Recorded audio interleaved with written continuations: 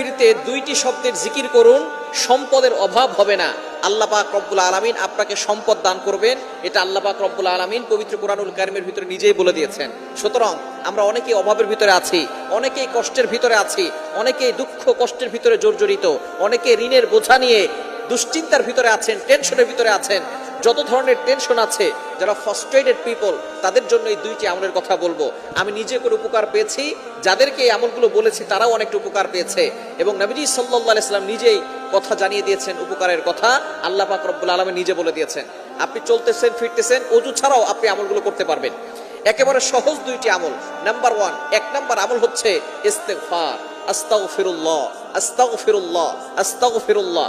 এই শব্দ কি অনেক কঠিন। আস্তাগফিরুল্লাহ পারে না এটা কিন্তু কোনো মুসলমান নাই যারা আস্তাগফিরুল্লাহ পড়তে পারে না। সবাই আমরা আস্তাগফিরুল্লাহ পড়তে পারি।